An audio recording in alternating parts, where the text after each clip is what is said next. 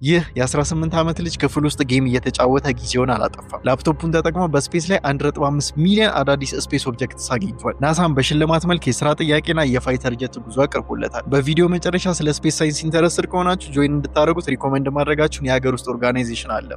ወደ ቪዲዮ ማቲዮ ፓዝ ይባላል። የናሳ ኒዮዋይዝ የተባለው ቴሌስኮፕ የሰበሰበውን 200 ቴራባይት ዳታ የልጅ ሲመረምር ነበር። እዚህ ጋር አንድ ችግር ነበር። ሳይንቲስቶች የዳታ ምንም አዲስ ነገር የለውም ብለው ደምድሞ ነበር። ነገር ግን የሰው አይን ማየት ያልቻለውን ደብዛዛ ብርሃን ማቲዮ የጻፈው የማሽን ለርኒንግ ኮድ በ6 ሳምንታት ውስጥ አውጥቶታል። ለ10 ዓመታት ተደብቀው የነበሩ ሱፐርኖቫዎችና ብላክ ሆሎችን ያገኘው ይህ ነገር የአዲሱን የናሳ ቦስ ትኩረት በመሳብና በትዊተር ላይ ሜንሽን በማድረግ ናሳ ውስጥ ስራ እንዲያመለክት ተነግሮታል። እንደ ቦነስም በፋይተር ጀት እንደሚያሳፍሩት ቃል ገብተዋል። ይህ ለእኛ ምን ትርጉም አለው ካላችሁ አሁን ያለን በዘመን የዳታ ጎልድ ማይን ዘመን ነው። አዲስ ነገር ለማግኘት ቢሊዮን ዶላር የሚወጣ ቴሌስኮፕ ያስፈልጋል። የሚያስፈልገው ሰዎችን ላይ ያሉትን ዳታ የሚመረምር ኮድ ብቻ ነው። አዲስ አበባ ውስጥ እኔ ሜምበር የነበርኩበት ኢትዮጵያ ስፔስ ሳይንስ ሶሳይቲ የተሰኘ ኦርጋናይዜሽን አለ። 5 ኪሎ ዩኒቨርሲቲ ውስጥ ነው የሚገኘው። ሄዳችሁ ሜምበር መሆን እንዲሁም ኢቨንት ሲኖር አብራችሁ ጊዜ የምታሳልፉበትና ስታር ጌዚንግ አለው።